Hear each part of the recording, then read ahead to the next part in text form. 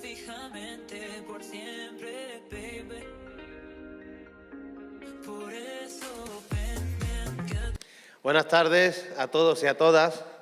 Bienvenidos y bienvenidas a esta Casa de la Cultura que gentilmente nos ha ofrecido la Delegación de Cultura del Ayuntamiento de Conil, a la que agradecemos la colaboración, pero sobre todo damos la bienvenida a las autoridades que están aquí presentes, a la gente que trabaja en el día a día en el Ayuntamiento, pero sobre todo también a la gente que estáis aquí habitando un poco este espacio para darle vida y sobre todo recordar a una persona insigne y ejemplar de este municipio de Conil, como fue Tomás Iglesias Pérez. Una persona que yo no tuve la oportunidad de conocer, pero en cuanto conocí su biografía me acerqué a buscar sus orígenes, a buscar su familia. Gracias a Manuel Iglesias, por ejemplo, he tenido la suerte de conocer a Tomás hace muchísimo tiempo. Gracias también a Manuel he podido conocer algunos detalles de su vida hace ya mucho tiempo, porque lo que voy a contar es un poco el origen de este libro, que no se sitúa en este último año pasado, sino se sitúa hace muchísimo tiempo, cuando fui a casa de Isabel y de María a hablar con un montón de gente que era amiga de Tomás para iniciar lo que fuera o un documental, fijarse, o un libro o una investigación sobre Tomás Iglesias. Fue una aventura en aquel entonces, porque Atrapasueños, que va a cumplir 25 años como editorial, siempre hemos tenido un objetivo claro, que es rescatar la vida de la gente que lucha por Andalucía y su libertad, desde luchadores jornaleros hasta el propio Tomás que tenemos hoy aquí, que tiene mucho que ver además con la historia del mundo jornalero, pero también toda la historia de la lucha por la dignidad y sobre todo por la libertad en Andalucía. Es un segmento muy importante de la editorial y en ese momento se intentó hacer de esa manera buscando personalidades o personajes que fueran muy atractivos y fueran sobre todo un icono o un faro donde dirigirse, ¿no? En momentos tan oscuros, que siempre son cíclicos, pero que también tenemos que tener siempre algunos faros encendidos para poder seguir caminando, para poder seguir navegando. Y Tomás siempre ha sido un faro para mucha gente que está en la judicatura, que está en la lucha por los derechos laborales, como nuestro compañero Luis Ocaña, un abogado que también tiene mucho que ver con la editorial Atrapasueños, pero que también tiene mucho que ver con que este libro esté aquí presente, porque es verdad que hay gente que todavía sigue haciendo una práctica en su cotidianidad donde Tomás está presente. Y eso es curioso, porque hace ya mucho tiempo que desapareció físicamente, pero es curioso que tenga todavía capacidad de convocatoria, ¿no? Como este salón lleno, pero también que haya tenido tantos momentos, tantos hitos en su memoria, en su recuerdo, como fue también en el 2016, si no me equivoco, cuando se hizo el homenaje en la Facultad de Ciencias del Trabajo, en la Universidad de Sevilla. Es decir, cada vez que se habla de Tomás, se congrega la gente. Y eso es muy importante, porque eso significa que la huella que dejó era una huella de verdad, auténtica. Tan auténtico como ponerle nombre en su pueblo a un colegio. Qué cosa más bonita, ¿verdad? Pero sí es verdad que también tenemos que hacer un esfuerzo por la memoria y recuperar esa memoria que se nos va diluyendo en el día a día, con tantas cosas que nos están afectando, no solamente en lo personal, supongo, porque la gente cada vez tenemos más precariedad, pero sí es verdad que también estamos cada vez olvidando más los eslabones fuertes que nos hacen crecer como sociedad.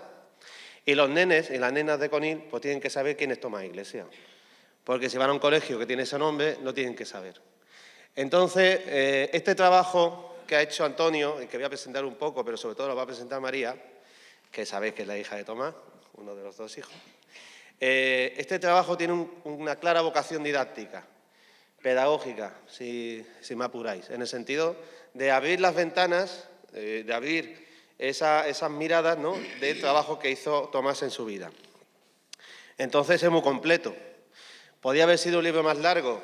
Sí, pero creo que, tal como está escrito, es lo que se merece Tomás y lo justo para que la gente pueda aprender o conocer el personaje, porque es un personaje, sin duda. Yo me hubiera encantado haberlo conocido. Tengo familia también por parte de mi padre petera, en el sentido que venían del PT.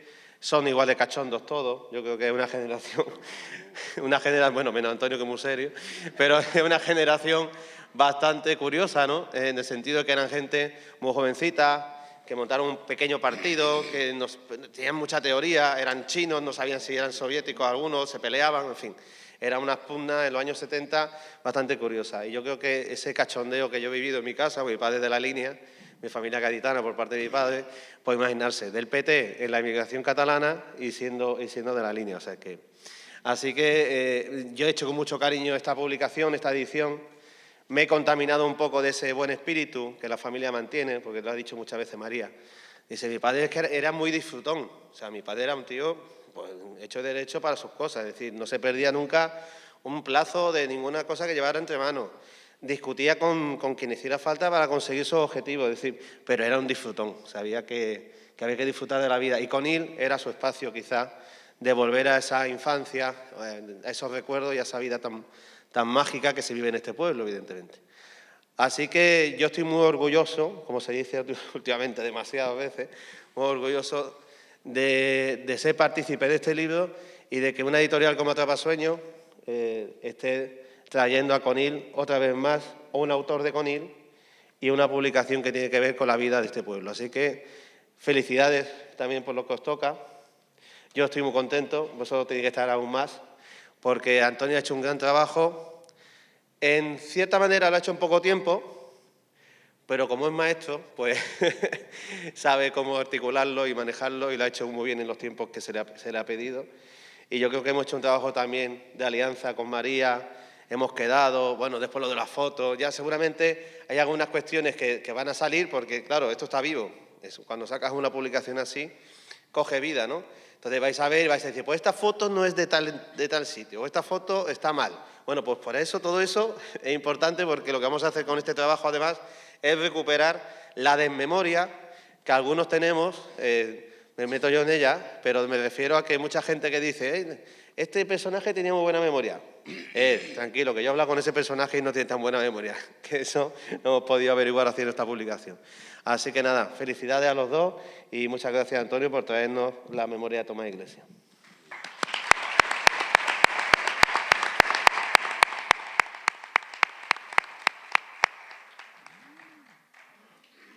Buenas tardes a todas y a todos. Para nosotros, bueno, yo creo que los que estáis aquí nos conocéis a la familia y os podéis hacer una idea. Sabéis lo especial y lo emocionante que es para nosotros esta tarde, porque hace mucho tiempo que a mí me cuesta trabajo hasta nombrarlo, lo digo en el prólogo, no sé cómo decirlo, porque si digo Tomás o Tomás Iglesias, eso es absurdo para mí. Para mí no es ni siquiera mi padre, era papá, y entonces es difícil, porque cae una en la ñoñería decir, bueno, hace mucho tiempo que papá murió, pero nosotros en nuestra casa pues lo hablamos así, claro. Entonces, pues hace mucho tiempo, y como dice Joaquín, hace mucho tiempo que se habló de hacer este libro, de esa reunión, y lo que yo os cuento en el prólogo y lo que voy a hacer aquí, no voy a hacer una disección del libro de Antonio. Yo creo que él es la persona indicada para contaros qué son los elementos fundamentales del libro y cómo lo ha organizado él. Pero la aportación que yo modestamente puedo hacer en el libro y en esta presentación es bueno, pues contaros qué es lo que ha supuesto para mí personalmente, y no quiero hablar en nombre de la familia, pero yo creo que un poco también. Hoy está aquí mi madre, mi hermano no ha podido venir porque tiene unos niños muy chiquititos, pero está también muy agradecido y muy emocionado. Y para nosotros, pues, desde el primer momento que se barajó la idea de escribir el libro, que vinieron Luis Ocaña y Joaquín, nos pareció una idea magnífica. Nosotros hemos sido conscientes todos estos años en que el libro no ha estado hecho, de que era un débito que teníamos con él de justicia, porque lo merecía, pero también que sería un libro que tendría un valor para los demás, que no era algo que había que hacer solo por él, sino porque de verdad nosotros creíamos que el trabajo que él había hecho y sus ideas y su trayectoria podían seguir aportando. Lo que pasa es que yo personalmente, y eso lo explico ahí, pues no me veía con fuerza. Y sentía, aunque nadie me lo explicitó, nadie me puso en el brete, pero yo sentía que de alguna manera me tocaba a mí, porque por mi trabajo, que soy periodista, que soy escritora, pues lo lógico, teóricamente, es que lo hubiera hecho yo. Pero yo creo que también es fácil de entender que yo no lo podía hacer. No lo podía hacer porque personalmente para mí sigue siendo muy doloroso y es un problema mío. Quiero decir que muchos de vosotros habréis tenido pérdidas importantísimas y algunas pues en una edad que es traumática, que no es la edad de morirse. Pero yo personalmente no lo tengo superado. Tan no lo tengo superado que el otro día cuando quedamos tan cariñosamente para darnos el libro físicamente antes de encontrárnoslo aquí cuando lo vierais los demás, en la mesa que estábamos, Joaquín, con todo su corazón, lo puso de pie como un comensal más. Y a mí eso me da todavía escalofrío porque es una obra fantástica, menos mal que está hecha. Estoy viendo a alguien que conoce muy bien lo que es la pérdida. Eso no se puede sustituir. Y entonces, pues, dejamos pasar el tiempo. Dejamos pasar el tiempo porque yo no me veía con fuerza. Luis barajaba que a ver si lo hacía él como abogado. Pero bueno, dejamos pasar el tiempo. Y cuando hace, pues yo no sé, ¿cuánto? No hace tanto. Sí, un año o año y pico. Me llamó Antonio y yo no sabía para qué era. Y en el pasaje, él se ofreció. Para mí fue inmediatamente un alivio de decir, Dios mío, como el tren es este tren. Porque una cosa que también digo es que desafortunadamente en este tiempo hemos perdido algunos testimonios que hubieran sido interesantes para el libro. Pues Bartolomé Clavero, Manuel Ramos Alarcón, Plácido Fernández Viaga. Es lo que pasa con la memoria. Si no se recupera a tiempo, pues realmente se pierde. Pero bueno, todavía quedan, aunque no hayan podido venir a lo mejor hoy aquí, muchas personas que trabajaron con él, que lo conocieron, que formaron parte de su vida y con las que Antonio ha podido hablar, ha podido trabajar. Entonces, el libro tiene muchos valores. Hay uno primero muy familiar, que yo se lo digo a mis hijos, que están aquí, y a mi sobrino cuando tenga un poquito más conocimiento, que es un regalo impagable, porque les han reconstruido la figura de su abuelo de una manera que yo ni siquiera podría, porque hay muchas cosas del libro, de la infancia, o que yo ni siquiera conocía. Después también para vosotros, los que lo conocierais y los que lo echáis de menos, aunque es insustituible, como decía antes, pero es un camino bonito leer el libro, es un proceso de estar con él también de una manera, porque Antonio vivifica sus ideas, incluso reproduce algunos textos de forma textual de él y reconocéis su voz y su pensamiento y su persona. Y luego hay una perspectiva que a mí, y yo creo que a Antonio también, nos interesa mucho, que es doble, que es por una parte, y eso es algo que es mérito totalmente de Antonio y de la visión que él ha tenido a la hora de montar el libro, que es retratar la vida de Tomás en paralelo a los cambios que ha tenido este país en el tiempo que él vivió, que aunque no fue mucho ese tiempo, porque no llegó a cumplir la edad que yo tengo ahora, los 47 por un mes, pero este país cambió mucho y este pueblo cambió mucho. Y eso yo creo que es muy positivo también recorrerlo juntos, porque a menudo los desafíos que tenemos y que nos obligan a ser muy críticos y muy autocríticos, nos hacen tener una visión muy pesimista de lo que hemos conseguido, y hemos conseguido mucho y ha habido muchos avances, y eso está muy bien, no para regodearnos en la autosatisfacción, pero sí para coger energía y seguir dando batallas y seguir logrando conquistas. Y eso se ve muy bien en el libro. A mí hay un momento en el que él habla de las universidades que había en España, que eran 10, que me parece muy revelador de lo que ha pasado en este país y lo que puede pasar ahora que hay mucha más acceso a la universidad. Y luego hay otro segundo aspecto que desde el comienzo del libro me enamoró, que es el de reclamar la vigencia de las ideas y del trabajo y del compromiso de mi padre. Que no es algo de que fueron militantes antifranquistas y eso es algo del pasado. No, no, no. Es que esa militancia que entonces era esa, hoy, pues hay muchas causas que lo merecen. Y ese abordaje desde la pertinencia de la vida, de la trayectoria, del trabajo de mi padre, me parece magnífico para que llegue a otras personas que no lo conocieron. Si es posible, también los jóvenes. Gente que pueda estar estudiando Derecho o no, gente que tenga inquietudes sociales.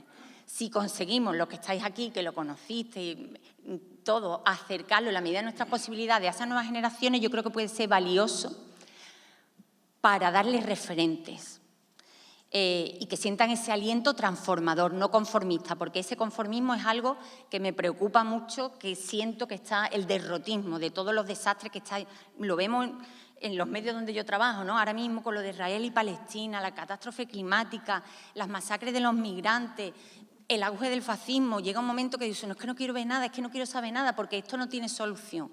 Bueno, pues lo que aquí se plantea es que en lo concreto cada profesional puede, y yo creo, y mi padre creía, y lo creía con su acción, no con su palabra, que hay que implicarse y transformar. yo voy a decir poco más. Ahora, el mérito más grande yo creo que tiene Antonio es haberse enfrentado a las toneladas de papel que mi padre a lo largo de su vida guardó, escribió, leyó, subrayó, y que de verdad que no exagero que fueron otros de los motivos por los cuales yo me veía incapaz. De manera que el libro es verdad que tiene un tamañito muy bueno para ser divulgativo y tiene el valor de la síntesis, que es darle un orden, darle un sentido con la lectura, con los referentes, con los pensamientos que Antonio tiene, que es lo que comparte con vosotros, y de esa manera rescatarlo, no ha sido un olvido estos años, pero es verdad que ha sido un silencio en torno a él, y ofrecéroslo. Así que yo estoy inmensamente agradecida, Antonio, no puedo estar más, y inmensamente agradecida a todos vosotros, que sé que con independencia del libro, como decía Joaquín antes, lo seguís recordando siempre. Yo le digo a todo el mundo que no hay post que yo ponga en las redes mío personal que suscite la avalancha de cariño, de retuiteo, de mensajes que cualquier cosa alusiva a Tomás despierta. Y efectivamente eso significa mucho para nosotros y significa mucho en sí mismo. Así que muchas gracias y nada, ahora Antonio os contará más de esta aventura.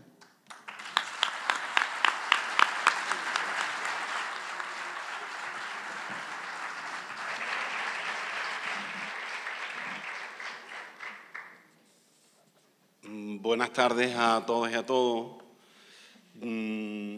Bueno, ya ellos han explicado un poco cómo surge lo del libro, ¿no? Cuando me lo propuso Joaquín, este verano pasado, no, el anterior, yo dije, déjamelo pensar, porque yo conocía a Tomás, no en profundidad, pero sí lo conocía de muchos años atrás, ¿no? Y lo que tenía yo de Tomás era esto, que se había hecho en el 2005, que son las ideas para un discurso, cuando él le iban a entregar el premio Plácido Fernández Villaga, que otorgaba la Asociación Derecho y Democracia, y es un pequeño esquema de la intervención que él no pudo realizar. Y en base a eso, pues yo hice un guión y le dije a Joaquín, bueno, vamos a tirar, pero primero quería hablar con María y con Isabel para que ella, si le parecía bien que lo hiciera, ¿no?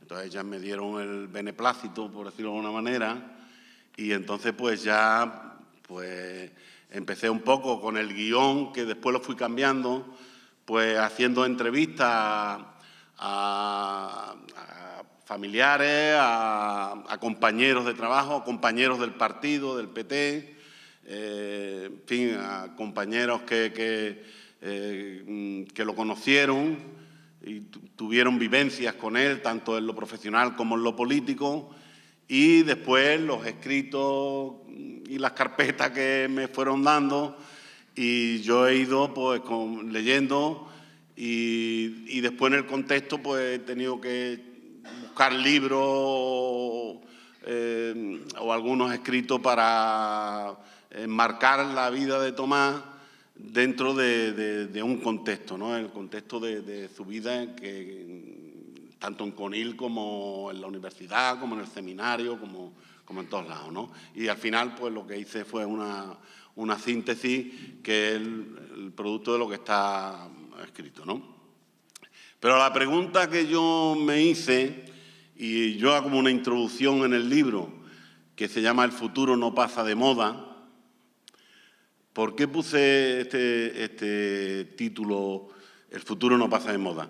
Porque yo creo que las ideas que defendía Tomás no pasan de moda, no han pasado de moda, y hay que reivindicarlas, ¿no? Entonces, la pregunta es, ¿por qué escribir sobre Tomás después de 27 años de su fallecimiento, ¿no? Falleció en el 1996, y entonces yo en esta introducción digo varias cosas, ¿no? La primera es porque Conil tiene una deuda pendiente con Tomás, en el sentido de que aunque tiene un nombre, el Colegio Público Tomás Iglesias Pérez, tiene un nombre que es importante, pero sí poner en valor su trabajo, su esfuerzo, su lucha, su sabiduría en temas jurídicos, de abogado laboralista, yo creo que es bueno que se conozca. Y además es bueno que se conozca cómo era el Conil donde nació él y fue evolucionando, ¿no? Tanto en su pensamiento ideológico como en sus vivencias, ¿no?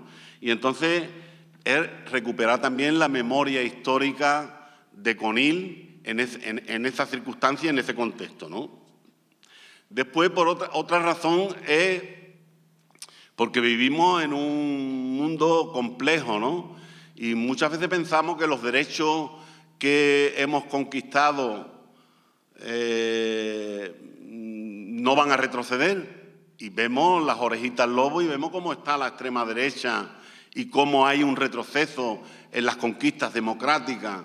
Y puede haber un retroceso, indudablemente, en los derechos, ¿no?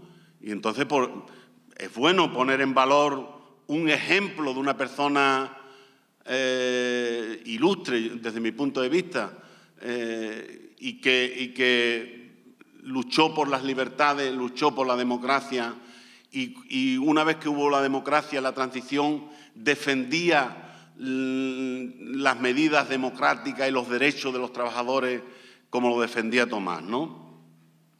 Perfecto Andrés, que es un magistrado, fue magistrado del Tribunal Supremo, amigo de Tomás y una eminencia, pues decía que Tomás era un jurista de izquierda cuando la izquierda carecía de jurista. Y tenía una sabiduría y lo respetaban los jueces, los magistrados, los abogados. Y eso no lo conoce mucha gente de nuestro pueblo, ¿no? Escuchaban de Tomás Iglesias, tal y cual, pero eso es bueno que conozcamos y en qué casos concretos, ¿no? En qué realidad concreta. Y después, otra razón es la manera de concebir la política. Tomás defendía a los más desfavorecidos. Fue el abogado de los jornaleros, cuando tenían los momentos difíciles. El abogado laboralista y defensor a ultranza de los trabajadores. Era un agitador de conciencia, un defensor incombustible de la clase trabajadora, ¿no?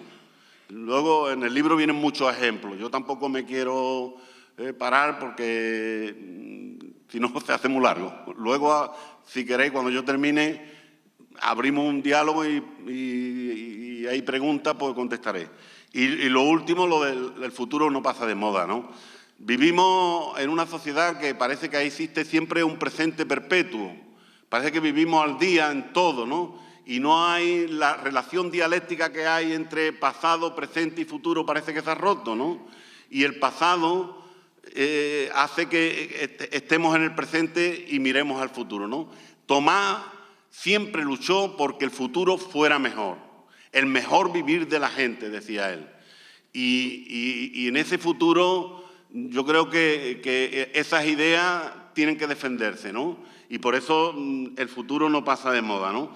Yo lo decía con una frase de un librito que se llama La utopía no es una isla, no es la isla de Tomás Moro, sino que hay muchas utopías y son posibles todavía. Y Laila Martínez pues dice, sin capacidad de imaginar un horizonte distinto es imposible pasar a la ofensiva. Y sin ofensiva solo quedan migajas que el neoliberalismo disputa a sangre y fuego, borracho de euforia. Por lo tanto, el libro está pensado no contando solo la vida de Tomás para que nos quede como una geografía de una persona buena, sino como que sirva como un ejemplo para continuar la lucha y el trabajo que él hizo por la gente más desfavorecida, ¿no? Un poco esa es la intención, ¿no? El libro se divide en diferentes apartados. Este era lo que yo he dicho, es más o menos la introducción, pero él en el discurso, lo primero que empieza dice el valor de la persona, los más desfavorecidos, compromiso de emancipación, ¿no? Y yo cojo ese título, pero lo cambio y hablo del valor de él, del valor de la persona, de él, ¿no? Y él no era una isla completa, como decía John Donne, nadie es una isla completa en sí mismo, ¿no? Sino que vive en un contexto. Entonces, lo primero que hago es hablar del Conil en que nació Tomás. Conil, año 1949. Y, afortunadamente, ese año visitó Conil un antropólogo que es Julio Caro Baroja, acompañado de un antropólogo norteamericano, George Foster, y venía con su madre también, y hace una descripción de Conil de aquella época. Bueno, sabéis, en el año 1949, 10 años después de terminar la guerra civil que provocó el golpe de Estado de Franco, pues imaginaros las necesidades que había en el pueblo, el ambiente católico asfixiante que oprimía a mucha gente, en fin, analfabetismo, necesidades. Y este hombre lo describe, ¿no? Describe cómo eran los agricultores, cómo eran los pescadores, describe la cantidad de peces que había, en fin, cómo eran las casas, los patios de vecinos. El 80% vivía, decía, en colchonetas vegetales en el suelo, en fin. Y hace una descripción. Ese año también el alcalde era José María Flores, muy religioso, reparte las parcelas de Roche, ¿vale? Reparte a aquellos que tuvieran 5 familiares a su cargo y tuvieran el carnet de la Falange. En fin, es el último reparto y se consolida lo que es el minifundismo en Conil, ¿no? Hago un poco, digo, porque me gusta, porque yo también quería que se contaran cosas de Conil, ¿no? Y creo que está curioso leer esto. Este hombre lo escribió de un libro que se llamaba De Etnología Andaluza, que está completamente, no se encontraba, lo pude encontrar en una biblioteca de Málaga, porque lo editó la Diputación de Málaga. Y le eché una foto y de ahí pude sacar los datos, ¿no? Pero yo creo que está curioso y lo digo porque interese también el tema de Conil, ¿no? El tema local. Bueno, Tomás, a los 9 años, fue a la escuela con los demás chavales de Conil, que aquí está Antonio Márquez, que también fue a la escuela con él, que él me ha contado, uno de los que entrevisté, y va a la escuela. Y Tomás al final quería ir al seminario, ¿no? Había un ambiente bastante católico y al seminario iban los chavales que no tenían medio económico, le daban una beca, y Tomás sí, que nació en una familia acomodada, sí podía tener medio y ir a Sevilla, pero él quería ir al seminario. Entrevistando a algunos, a Antonio Sánchez Cifuentes y a Diego Gil, me decía que estaba predestinado para ir al seminario, porque la madre era muy ferviente religiosa, ¿no? Y que ya estaba como predeterminado. Bueno, no sé, entre el ambiente y lo otro, él se pasó el último verano llorando que quería ir al seminario. El padre no quería y la madre sí, al final fue al seminario con 9 años y también, pues, en el seminario se produjo una transformación ideológica bastante grande, ¿no?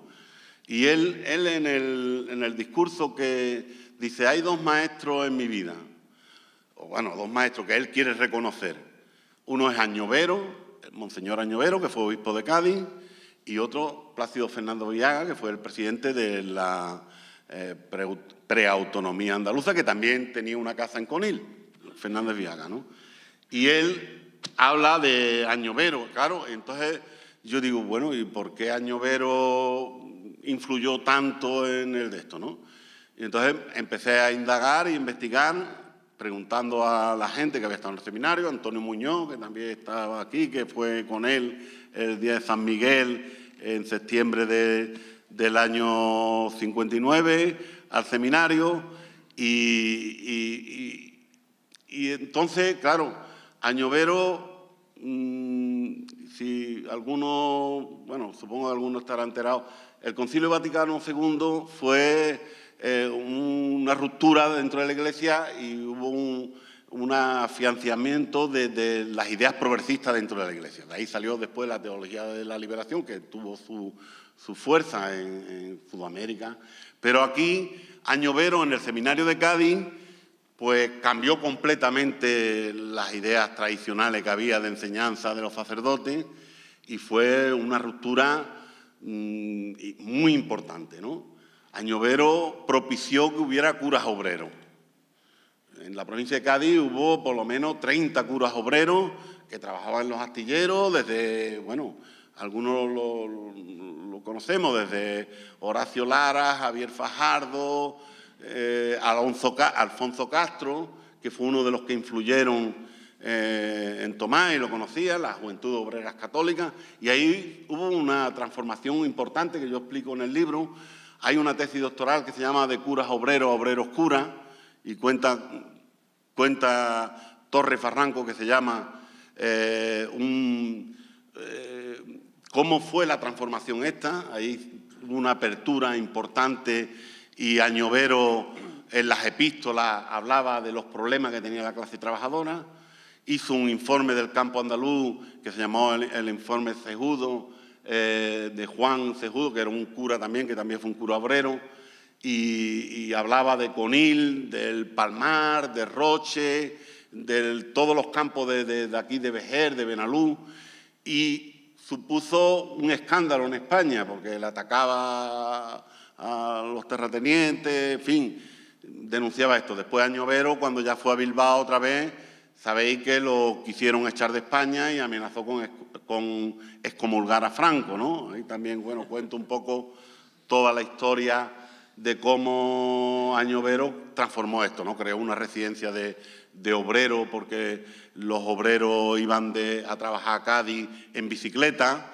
Hay una copla de nuestro paisano Paco Alba, que también la escribo en el libro, de cómo los obreros iban a trabajar desde Conil, Chiclana y la Bahía y a Cádiz. En fin, eso supuso una transformación ideológica y de conciencia de todos los chavales que estaban en el seminario, en concreto de Tomás.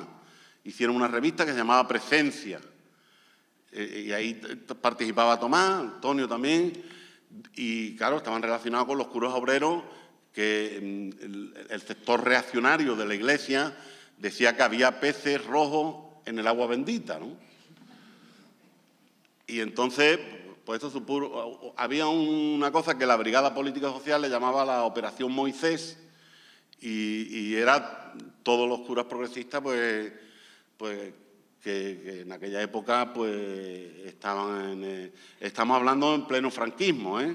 Estamos hablando de pleno franquismo.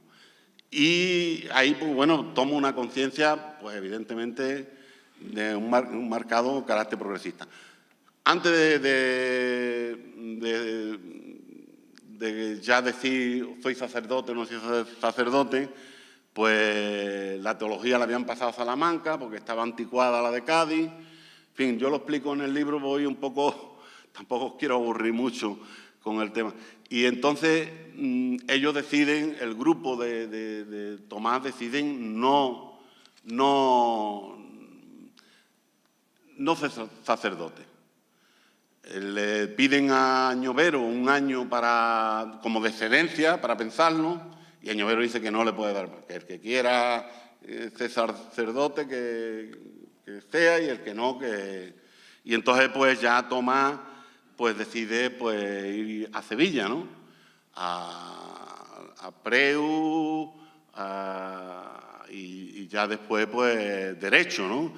Él estudió Derecho y quizá un poco influido porque en el seminario leía la revista Triunfo y Cuaderno para el Diálogo, que son dos revistas que escribían desde Manuel Vázquez Montalbán hasta muchos escritores, Joaquín Ruiz Jiménez, y muchos artículos de esto hablaban del derecho, hablaban ya con una visión progresista y pidiendo la democracia en España, y entonces esto influyó también para que Tomás decidiera pasar a la universidad a estudiar Derecho, ¿no?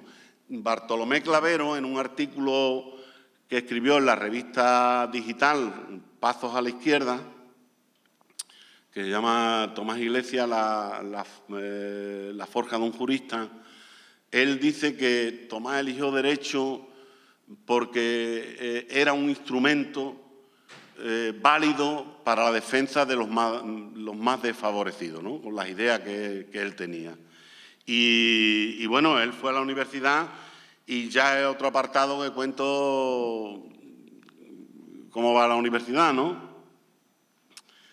Y estudia Derecho y ahí entra en los círculos, pues en aquellos momentos universitarios que eran de oposición al franquismo, y entra en esa dinámica, ¿no?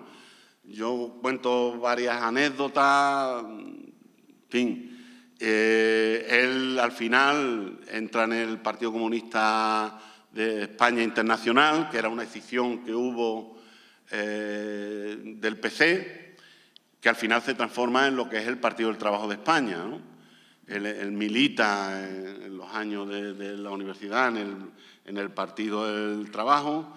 De ahí me he documentado de un libro que escribe Alberto Carrillo, que se llama Subversivos y Malditos, en la Universidad de Sevilla en 1965-1977, y además nombra a Tomás en diferentes ocasiones, porque fue delegado de la Junta de Facultad, era un cabecilla de los que movían todo el tema de los universitarios, a Isabel también, a Ramón, a Manolo, en fin, ahí nombra, a Antonio Muñoz también viene en el libro, las veces que los detuvieron, etcétera, etcétera.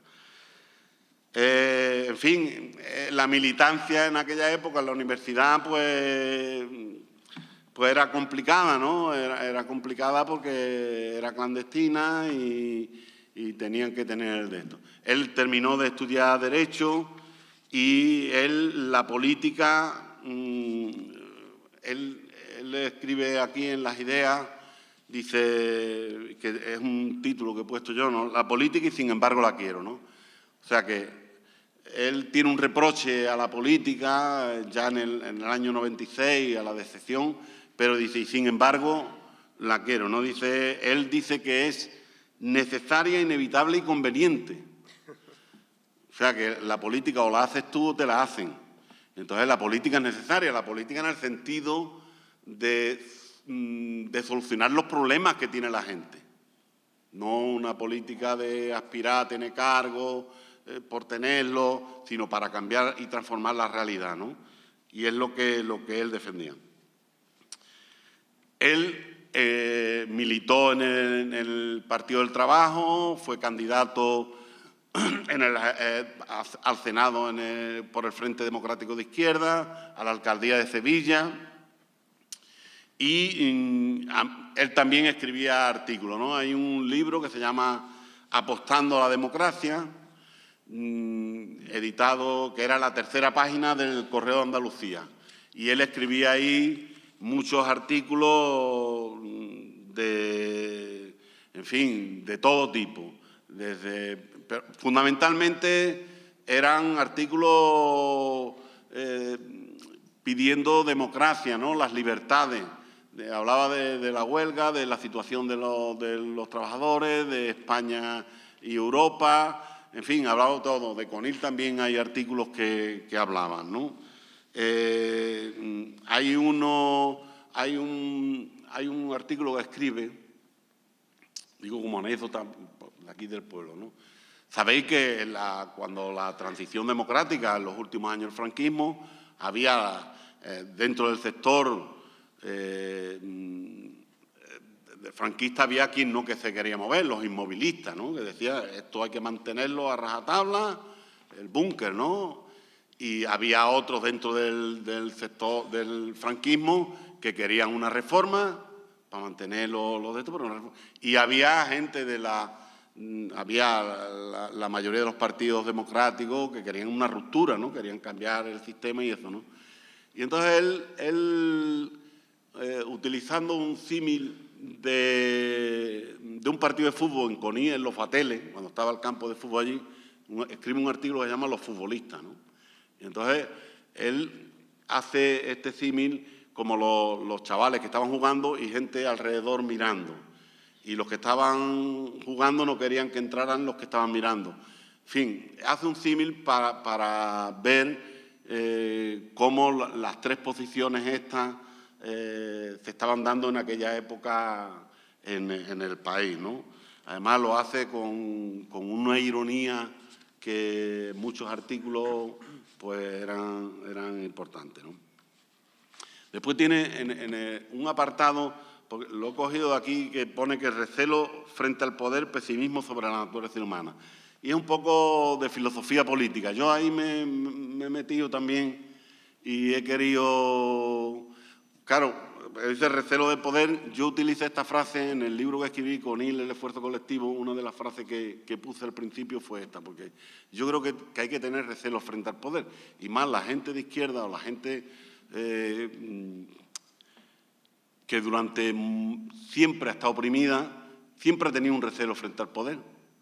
Y entonces él pertenecía a una corriente de la jurisprudencia, que es el uso alternativo, donde decía que el poder tiene que tener límite. Ya lo decía incluso Montesquieu, ¿no? Frente al poder absoluto hay que ponerle otro poder, ¿no? Entonces, al poder hay que ponerle límite. Porque él entendía que el derecho era la garantía de ponerle límite al poder o absoluto o autocrático que pueda haber, ¿no? Y el derecho para él era la garantía de los más débiles frente a los poderosos, ¿no? Entonces, hay una reflexión ahí sobre filosofía política que, bueno, yo tampoco he querido hacer el libro para especialistas en derecho ni nada de eso, pero sí es bueno que reflexionemos sobre las cosas de la vida, que muchas veces pensamos que son lejanas, pero que nos afectan cotidianamente, ¿no?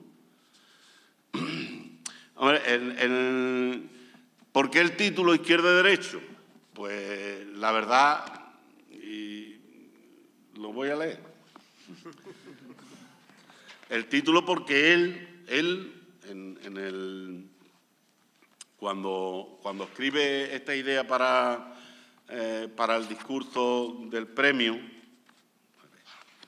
aquí, él dice que le interesa la izquierda y el derecho. Él tenía una pasión en las ideas de izquierda. Yo hablo ahí de la diferencia de izquierda y derecha desde el punto de vista de gente del derecho, ¿no? Pero que lo entiende todo el mundo, ¿no? Él dice: me ha interesado el tema izquierda y derecho, el acercamiento de aquella a este, o sea, de la izquierda al derecho. Digo bien, no es ninguna errata, no me refiero a izquierda y derecha, sino a izquierda y derecho, por más que sea indispensable entre una y otra el recíproco respeto y la evitación de cualquier alusión, ni siquiera verbal, a contienda civil. Tampoco me refiero ahora a la cuestión por orden distinto del que dije, derecho e izquierda, como el acercamiento de integrantes de quienes toman la comunidad jurídica al universo ideológico de la izquierda. Digo lo que quiero decir, izquierda y derecho. Lo que quiero enfatizar es la necesidad de que la izquierda se abra y acerque, interiorice en lo más profundo a las mejores y básicas exigencias del derecho, el mínimo moral que éste representa, la igualdad básica de todos, las exigencias de las garantías al servicio de los derechos fundamentales. Tengo la convicción de que no se trata de grandes palabras, sino de algo que tiene que ver con el mejor vivir de la gente.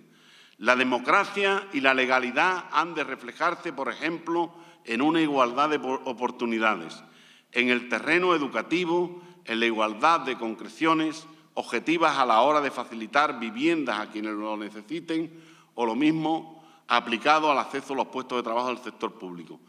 Un poco por eso, porque yo creo que el...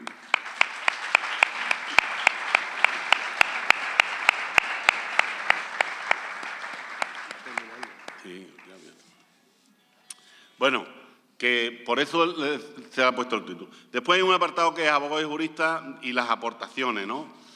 El tema este es un poco todo el trabajo que hizo, que es inmenso. Yo lo he intentado resumir lo menos posible, lo más sintetizado.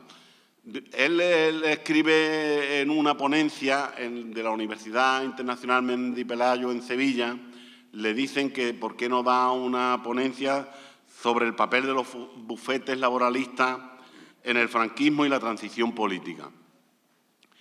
Y él en principio está un poco receloso porque dice, bueno, esto fue en el año 91. Dice, ahora voy a hablar yo de la transición del año 74, 75, dice, ya me consideran un antiguo combatiente, ¿no? Ancien combattant en francés lo pone.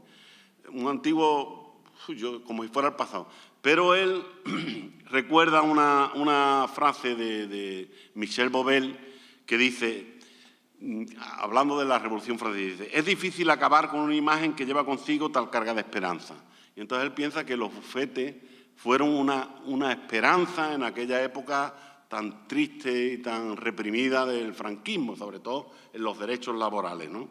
Y entonces, pues, él hace la ponencia y explica, en fin, ahí va recogido un resumen de esto, y termina la ponencia, pues, haciendo un homenaje a los asesinatos del despacho laboralista de Atocha 55, los 5 abogados que mató la extrema derecha en Atocha, ¿no? De las aportaciones, yo creo que hay que hacer mención a la sentencia del Tribunal Constitucional que ganó Tomás Iglesias, donde lleva al Tribunal Constitucional y gana una sentencia donde se declara los despidos radicalmente nulos, que son aquellos en los que por atacar a los derechos constitucionales se despide a alguien. Y entonces la empresa no tiene la opción de pagarle una indemnización al trabajador, sino que lo tiene que admitir necesariamente, siempre que quiera el trabajador. Entonces son despidos radicalmente nulos. Ganó la sentencia en el año 81 y hubo que modificar el Estatuto de los Trabajadores. Los juristas de aquellos expertos en materia jurídica pues le dan una importancia bastante a esta sentencia que ganó en el Tribunal Constitucional, ¿no? Después también hablo de los procesos penales contra los jornaleros andaluces. Bueno, aquí es inmenso. Sabéis que en los años principios de la democracia hubo movilizaciones, ocupaciones de tierra, encierros, y entonces pues a los jornaleros hubo una época en que había hasta 600 pendientes de juicio, algunos juzgados y otros no.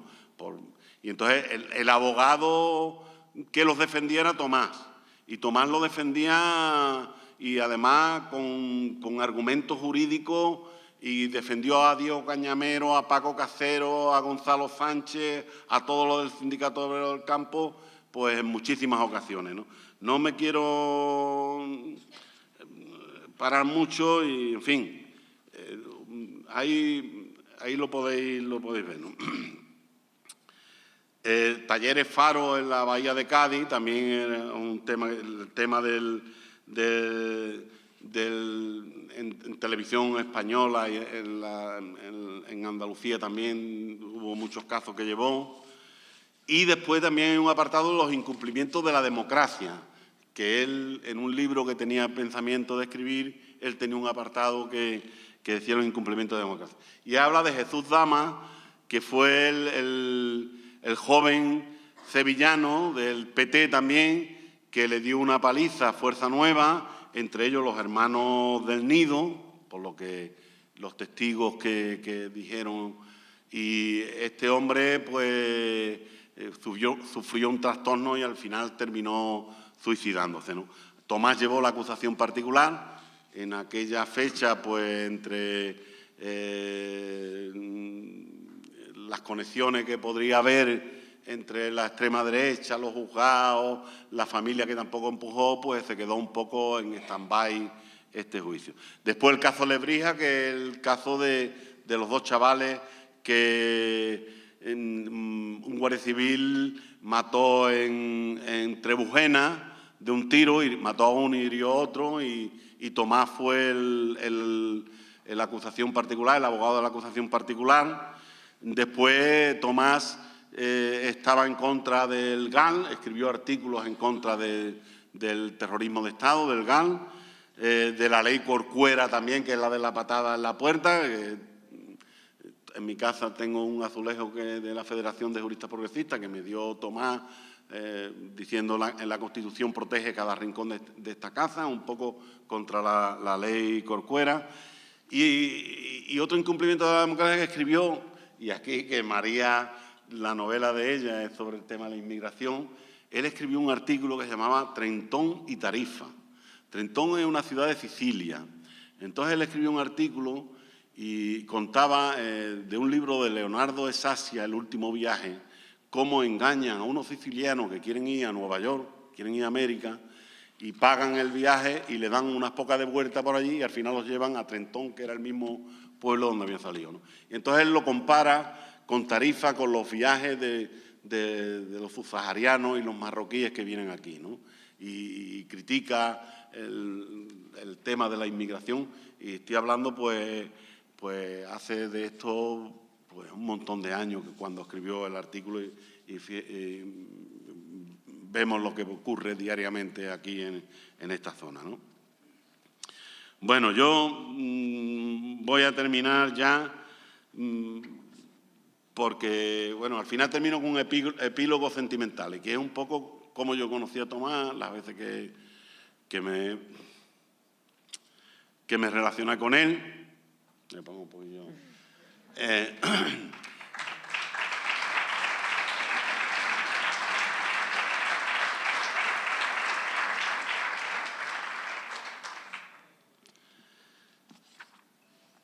Bueno, yo voy a terminar, no quiero tampoco... Ahora si queréis alguna pregunta, pues la hacéis.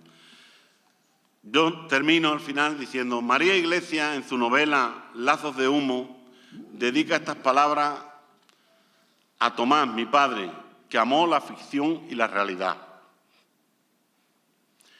Este recorrido por la vida y los pensamientos de Tomás está repleta de realidad, pero a la vez de sueño, de un anhelo por construir un futuro. Tomás, con su quehacer constante por una sociedad más justa e igualitaria, estaba construyendo futuro.